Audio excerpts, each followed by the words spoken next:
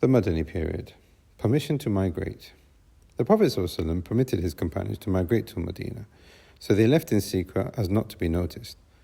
The first of them was said to have been Abu Salama al-Makhzumi or Mus'ab ibn Umair. When they came to the Ansar gave them shelter and aided them, and Islam spread within al-Madinah. Later, the Messenger of Allah ﷺ was allowed to migrate. He left out on a Monday in the month of Rabi al-Awwal. At this time, he was 53 years old. With him was Abu Bakr radiallahu anhu, Amir ibn Fuhayra, a freed slave of Abu Bakr, and their guide Abdullah ibn Urayqat al-Laythi. The Prophet ﷺ and Abu Bakr took shelter for a few days in the cave of Thawr and then continued their journey via the coast. The Prophet ﷺ entering in al-Madinah. When the Prophet ﷺ and those with him reached Medina, it was Monday, the 12th of Rabi al-Awwal. They stayed at Quba, the highest point of Medina. Here they spent 14 days with Amr ibn Auf, the first masjid in Islam. They built Masjid Quba. Umar said the Prophet ﷺ would go to Masjid Quba every Saturday, either walking or riding. The Prophet ﷺ also said, praying in Masjid Quba is like performing Umrah. Building the Prophet ﷺ's masjid.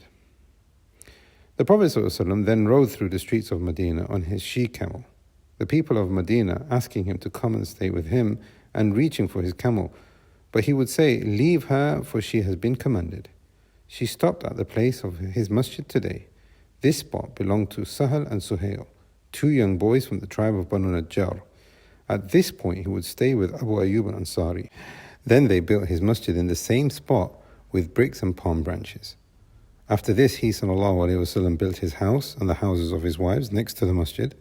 The closest house to the masjid was Aisha's radiallahu anha, where he moved to from Abu Ayyub's house 7 months later. Brotherhood. After building the masjid, the Prophet ﷺ made brotherhood between the Muhajirun, who were 90, and the Ansar, who were a lot more in number than the Muhajirun. They would inherit from each other until the Battle of Badr. The Jews. When the Prophet ﷺ came to Medina and the Jews saw him, they knew he was the Messenger of Allah in truth mentioned in the Torah.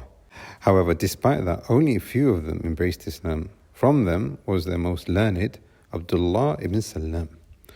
The Prophet ﷺ drew up a separate covenant between the tribes of the Jews, from them Banu Qaynuqa and Banu Nadir and Banu Qurayza.